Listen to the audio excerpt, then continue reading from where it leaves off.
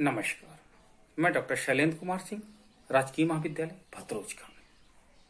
आज का हमारा मुख्य विषय है अंतर्राष्ट्रीय अर्थशास्त्र के अंतर्गत जीएस मिल के पारस्परिक मांग सिद्धांत को मार्शल एचवर्थ के ऑफर करो देय वक्र प्रस्ताव वक्र के माध्यम से स्पष्ट करना।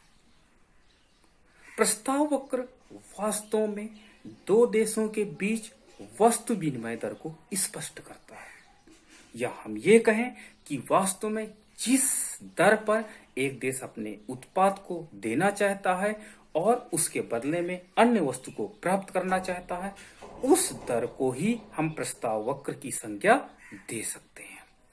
प्रस्ताव वक्र वास्तव में सीमांत ह्रासमान उपयोगिता नियम पर आधारित है। जब किसी देश के पास अधिक मात्रा में वस्तुएं होती हैं तो प्रारंभ में अधिक वस्तुएं देकर कम वस्तुएं प्राप्त करना चाहता है, लेकिन जैसे जैसे उसके पास उस देश में उस वस्तु की कमी होने लगती है, परिणाम स्वरूप कम वस्तुओं के द्वारा वो अधिक वस्तुएं प्राप्त करने की अपेक्षा रखता है। इसलिए ऑफर कर्व हमारा जो होता है वो आधार से उठते हुए सीधा एक कर्व शेप ले लेता, वक्र शेप लेता चला जाता है। इसलिए इसे हम इसकी लोचशीलता भी प्रभावित होती है। एक ऑफर कर्व जितना अधिक वक्र होगा उसमें लोचशीलता की कमी उतनी कम होगी। यदि प्रस्ताव वक्र एक सीधी रेखा के रूप में हो, मतलब 45 अंश की रेखा से निकलता हो आधार ओरिजिन बिंदु से, तो इसका तात्पर्य यह होता है कि एक देश जो भी व्यापार करना चाहेगा, चाहे प्रारंभ में हो चाहे अंत में हो, उसका रेशियो, लेन देन का रेशियो यानी एक्सपोर्ट और इंपोर्ट का ratio, that will be remain constant on the every time. अर्थात वो जिस दर जितना वस्तुएं देता है बदले में जितना लेगा प्रारंभिक अवस्था में, वही अंत तक भी वही रेशियो में कार्य करेगा। इसे कहते हैं पूर्ण लोचशील ऑफर कर्व। लेकिन दैनिक जीवन में ऐसा नहीं पाया जाता। क्यों? क्योंकि जब हमारे पास वस्तुएं कम होती जाती हैं तो हम अधिक वस्तुएं क्यों दें? हम कम वस्तुओं के बदले में अन्य अधिक वस्तुएं प्राप्त करना चाहेंगे। इसलिए प्रस्ताव वक्र वक्र शेप के होते हैं।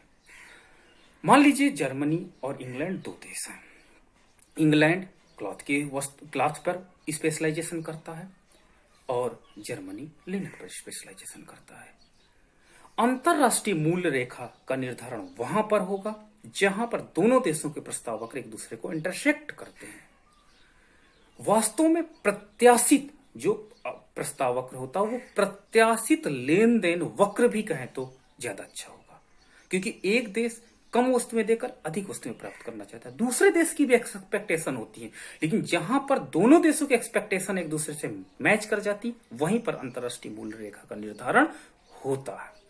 इस प्रकार प्रस्ताव वक्र द्वारा मिलके पारस्परिक मांग सिद्धांत, अंतरराष्ट्रीय स्तर पर मूल्य का निर्धारण, डोमेस्टिक प्राइस लाइन और बेनिफिट पे संबंध हम आगे रेखा चित्र के माध्यम से स्पष्ट करेंगे। आइए हम देखते हैं। धन्यवाद। अब हम प्रस्ताव वक्र को रेखा चित्र के माध्यम से स्पष्ट करेंगे।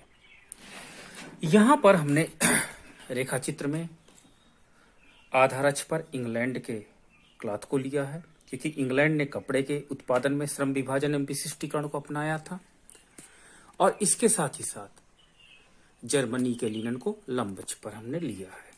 अतः एक्स अक्ष पर इंग्लैंड का क्लॉथ है और लंब अक्ष पर जर्मनी का लिनन है। अब हम देखते हैं कि प्रस्ताव वक्र का जो शेप होता है कुछ कर्व नुमा होता है। इसका मुख्य कारण यह है कि जब इंग्लैंड एक्स वस्तु का उत्पादन अधिक करता है तो प्रारंभ में वो डेल्टा सी क्लॉथ देने को तैयार है और उसके बदले में जर्मनी से डेल्टा एल लिनन लेने को तैयार है। लेकिन जब पुनः उतने ही कपड़े को देकर के वो जर्मनी से अधिक लिनन प्राप्त करना चाहेगा,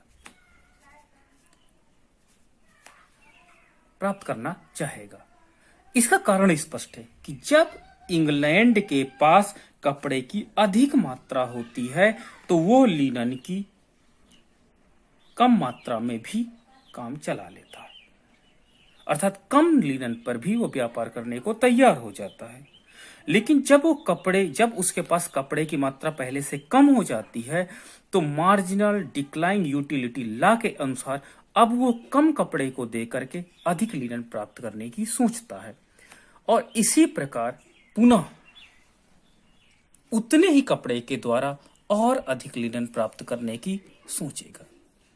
डेल्टा C2 डेल्टा L2, अर्थात सीमांत उपयोगिता ह्रासमान नियम के अंतर्गत जब इंग्लैंड के पास कपड़ा कम होता चला जाता है तो वो पहले तो कपड़े की अधिक मात्रा द्वारा कम लिनन प्राप्त करना चाहता है, लेकिन बाद में कपड़े की कम मात्रा द्वारा अधिक लिनन प्राप्त करना चाहता है। इस प्रकार ये एक प्रकार का विनिमय वक्र या इसे हम ऑफर कर्व कहते हैं, जिस वक्र के अंतर्गत हमें ये स्पष्ट करते हैं कि वो एक कपड़े की निश्चित यूनिट के बदले लिनन की कितनी मात्रा प्राप्त करना चाहता है। इसलिए प्रस्ताव वक्र या ऑफर वक्र कर्व के रूप में होते हैं जो आधार अक्ष यानी जो देश एक्सपोर्ट करना चाहता है उस अक्ष की ओर से ऊपर की ओर उठते चले जाते हैं। अगर ये वक्र एक सीधी रेखा के रूप में होता तो इसका मतलब होता कि वो निश्चित मात्रा में क्लॉथ का एक्सपोर्ट करना चाहता और निश्चित मात्रा में लिनन का इंपोर्ट करना चाहता है। The ratio between cloth and linen remain constant and same in the every stage of the trade, यानी लिनन और कपड़े की जो विनिमय दर है, ट्रेड दर है, वो हरदम सेम रहेगी। लेकिन ऐसा नहीं हो सकता है। क्यों? क्योंकि एक देश जो स्पेशलाइजेशन करता है उसके पास भी उस वस्तु का मात्रा कम होती जाती है, जिसके परिणाम स्वरूप वो अधिक वस्तु चाहेगा। अर्थात सीधी रेखा में यदि ऑफर कर्व है तो इसका मतलब पूर्ण इलास्टिक है, लेकिन ये कर्व में जितना कर्व शेप होता जाएगा, जितना अधिक इसमें कर्व शेप होता जाएगा, उतने ही अधिक इन इलास्टिपन अर्थात आलोचशीलता प्राप्त करता चला जाएगा। इस प्रकार इंग्लैंड का ऑफर कर्व आधार अक्ष से ऊपर की ओर उठता हुआ होता है। इसी प्रकार का कर्व हम जर्मनी के रिस्पेक्ट में भी प्राप्त कर सकते हैं, जो कि लंब अक्ष की ओर से निकलेगा और वो धीरे धीरे कर्व शेप लेता हुआ बाहर की ओर आएगा।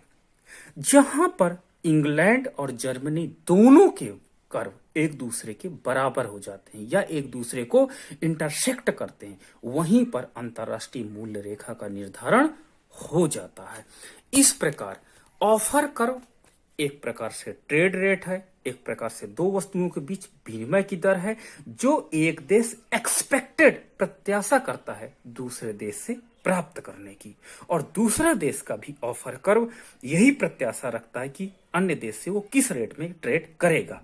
लेकिन ट्रेड रेट का, व्यापार की दर का निर्धारण वहां पर होगा जहां पर दोनों ऑफर कर्व एक दूसरे को इंटरसेक्ट करेंगे, और जिस बिंदु पर इंटरसेक्ट करेंगे वहीं ऑप्टिमम ट्रेड पॉइंट होगा, वहीं पर इंटरनेशनल प्राइस लाइन का डिटर्मिनेशन भी होगा। इस रेखा चित्र में हम पुनः इक्विलिब्रियम ट्रेड लाइन का निर्धारण करेंगे।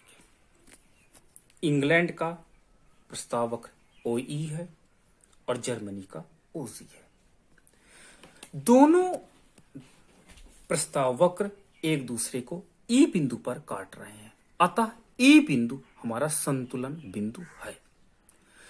इस E बिंदु को जब O से मिला देते हैं तो इसे हम इंटरनेशनल प्राइस लाइन कहते हैं, अर्थात वो लाइन जिस पर दो देश एक दूसरे से ट्रेड करेंगे।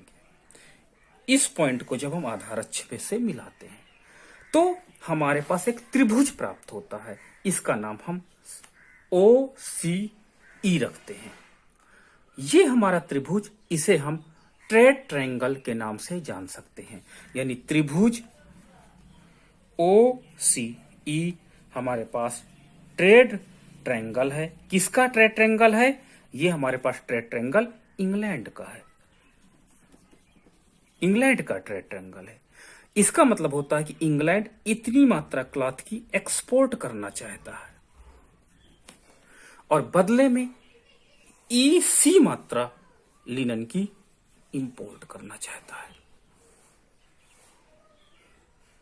अब पारस्परिक मांग बढ़ने या घटने पर अंतरराष्ट्रीय मूल्य रेखा पे क्या प्रभाव पड़ेगा और घरेलू मूल्य रेखा से इसका हम इंपैक्ट स्टडी करेंगे। घरेलू मूल्य रेखा प्रस्ताव वक्र से हरदम टच करके निकलती है। इसको हम डोमेस्टिक प्राइस लाइन कहते हैं। अगर हम यहां पर एक पॉइंट रख देते C1 तो ये एक हमारे पास त्रिभुज प्राप्त होता OCC1। ये घरेलू व्यापार त्रिभुज है, यानी डोमेस्टिक मार्केट में हम इतना क्लॉथ बेचते थे, बदले में इतना लिनन मिलता था, हमको घरेलू मार्केट से मिलता था। लेकिन इंटरनेशनल मार्केट से हमको C1E ज्यादा लिनन प्राप्त हो रहा, तो क्यों ना हम इंटरनेशनल लेवल पे ट्रेड कर ले। अतः ये हमारा पास बेनिफिट पॉइंट है, बेनिफिट हो रहा है। मान लीजिए इंग्लैंड ने जर्मनी के लिनन की डिमांड बढ़ा दी है। जर्मनी के लिनन की डिमांड बढ़ने से हमारे पास प्रस्ताव वक्र कुछ ऐसे हो जाएगा, अर्थात हम नए प्रस्ताव वक्र OE1 पर आ जाएंगे और नया संतुलन बिंदु हमारे पास E2 प्राप्त होगा। नई अंतरराष्ट्रीय रेखा मूल्य रेखा हमारे पास IPL1 होगी। अब देखिए IPL1 इंग्लैंड के आधार अक्ष की तरफ झुकती है, अर्थात इंग्लैंड ने जर्मनी के लिनन की मांग बढ़ाई। प्रस्ताव किसने रखा? इंग्लैंड ने। जब इंग्लैंड ने प्रस्ताव रखा तो ऑफर कर्व दाहिनी ओर शिफ्ट हुआ, नया संतुलन बिंदु E2 प्राप्त हुआ, IPL रेखा DPL के पास आने लगी, अर्थात इंग्लैंड के लिए अंतरराष्ट्रीय व्यापार की शर्तें कमजोर हो गईं और इंग्लैंड, अब हम देखते हैं क्या ये व्यापार त्रिभुज हो जाता है C3 OC3E2, नया व्यापार त्रिभुज हो जाता है। अब इंग्लैंड को ज्यादा कपड़े देने के बाद कम लिनन प्राप्त होने लगता है। The ratio between cloth and linen decline, और इंटरनेशनल ट्रेड से जो बेनिफिट मिल रहा था, अब बेनिफिट अभी भी मिल रहा है, बट बेनिफिट नाउ डिक्लाइन। इस प्रकार हम देखते हैं पारस्परिक मांग सिद्धांत के अंतर्गत कि जिस कंट्री में अंतरराष्ट्रीय प्रोडक्ट की मांग जो बढ़ाता है, व्यापार की शर्तें उसके विरुद्ध हो जाती हैं। इंग्लैंड ने जर्मनी के लिनन की मांग बढ़ाई, जिसके परिणाम स्वरूप प्रस्ताव वक्र दाहिनी ओर शिफ्ट हुआ और अंतरराष्ट्रीय मूल्य रेखा DPL domestic price line of England की तरफ झुकने लगी और इंग्लैंड को नुकसान हो गया। मान लीजिए इंग्लैंड जर्मनी के लिनन की मांग कम कर देता है, तो प्रस्ताव वक्र हमारा कुछ ऐसा हो जाएगा।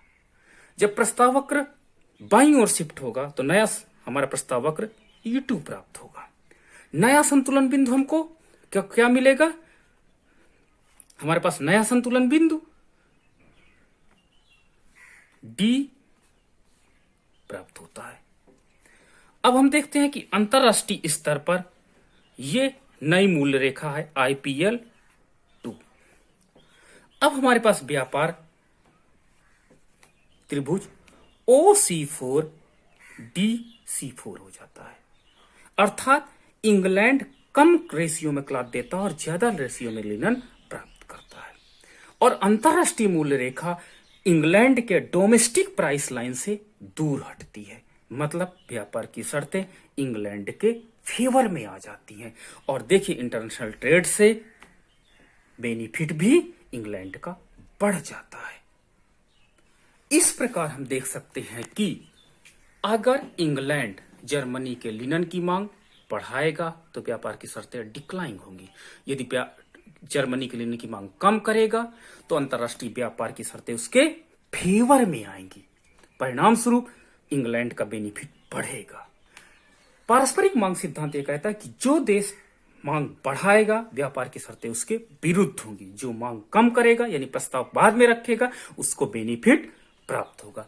यही ऑफर कर्व के माध्यम से JS मिल का पारस्परिक मांग सिद्धांत है, जिसको मार्शल एजवर्थ ने स्पष्ट किया था अपने रेखा चित्र ऑफर करो के माध्यम से। धन्यवाद।